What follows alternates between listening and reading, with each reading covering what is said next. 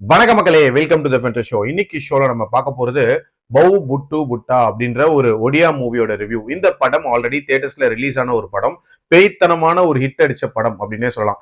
எப்படா இந்த படம் ஓடிடிக்கு வரும் அப்படின்னு சொல்லிட்டு எல்லாரும் எதிர்பார்த்துட்டு இருந்தாங்க. இப்போ இந்த படம் ஓடிடிக்கு வந்துருச்சு. ஏஏஓ நெக்ஸ்ட் அப்படின்ற ஓடிடி ஆப்ல இங்கிலீஷ் சப்டைட்டில்ஸோட இப்போதைக்கு அவைலபிளா இருக்கு. தமிழ் டப்பிங் இல்ல. அப்படி என்னதான் இந்த படத்துல இருக்கு அப்படின்னு தான் அந்த படத்தை பார்க்க ஆரம்பிச்சேன். கதைன்னு பாத்தீங்கன்னா, நம்ம ஹீரோ வந்து ஒரு ஃபிஷ் ஃபார்மிங் பண்ணக்கூடிய ஒரு நபரா அந்த ஊருக்குள்ள இருக்காரு.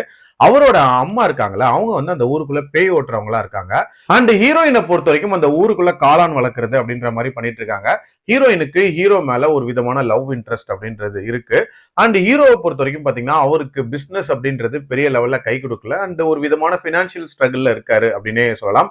அண்ட் அதுக்காக துபாய்க்கு கிளம்பி போய் வேலை பார்க்கலாம் அப்படின்ற மாதிரி சொல்லிட்டு கிளம்ப பிளான் பண்ணிட்டு இருப்பாரு. அந்த டைம்ல எதிர்பாராத ஒரு விஷயம் வந்து இவர் உடம்புக்குள்ள பூந்துருது. அதுக்கப்புறம் பிசினஸ் எல்லாம் பயங்கரமா ஹிட் ஆகுது.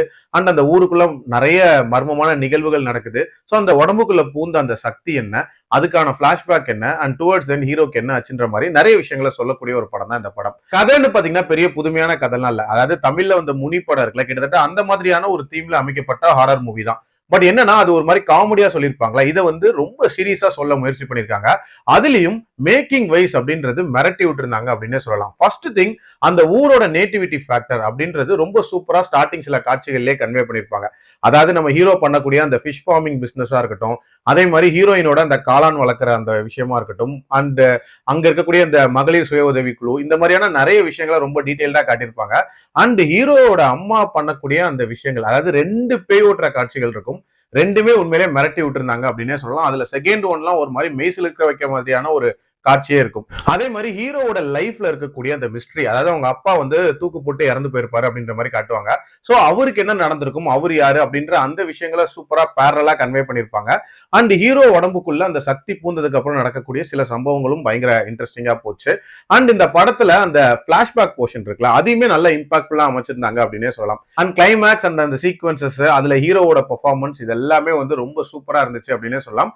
ஒரு மாதிரியான ஓப்பன் எண்டா ஒரு விஷயத்தை விட்டுருப்பாங்க அடுத்த பார்ட்கான லீடுக்கு. அதை இன்டென்ஷனலா தான் பண்ணிருக்காங்க. ஓவரால் என்ன பொறுத்த வரைக்கும் ஒரு நல்ல பேய் படம். பட் என்னன்னா, இந்த படத்துல சின்னதா சில பிரச்சனைகள் இருக்கு. அதுல முதல் பிரச்சனையா நான் பாக்குறது என்னன்னா, இந்த படத்தோட அந்த சாங் பிளேஸ்மெண்ட்ஸ் அப்படின்றது. அதாவது இந்த படத்துக்கு ஒரு வேகத்தடையா தான் அந்த சாங்ஸ் இருந்துச்சு. அண்ட் ஒரு மாதிரி கமர்ஷியல் மூவி, மாஸ் மசாலா மூவிஸ்ல இருக்கிற மாதிரியான ஒரு விதமான சாங் பிளேஸ்மெண்ட்ஸா தான் நான் இதை பாக்குறேன். சோ அதை இன்னும் கொஞ்சம் பெட்டரா பண்ணியிருந்திருக்கலாம். அண்ட் டியூரேஷன் கிட்டத்தட்ட 2 மணி நேரம் 55 நிமிஷம் போகுது. சாலிடா இன்னொரு ½ அன் ஹவராவது ட்ரிம் பண்ணியிருந்திருக்கலாம். ஸோ இன்னுமே கிறிஸ்பா இந்த கதையை சொல்லியிருந்திருக்கலாம்னு தோணுச்சு. மற்றபடி இந்த படம் ஒரு நீட்டான ஹாரர் மூவி, கண்டிப்பா ட்ரை பண்ணி பார்க்கலாம். என்னோட ரேட்டிங் இந்த படத்துக்கு 3.4 அவுட் ஆஃப் 5. அடல்ட் கண்டென்ட்டை பொறுத்த வரைக்கும் மைல்டா சில காட்சிகளும் அண்ட் சில கோரியான சீன்ஸுமே இருக்கு. அதுக்கேற்ற மாதிரி பிளான் பண்ணிக்கோங்க. மீண்டும் அடுத்த விமர்சனத்தில் சந்திக்கிறேன். நன்றி.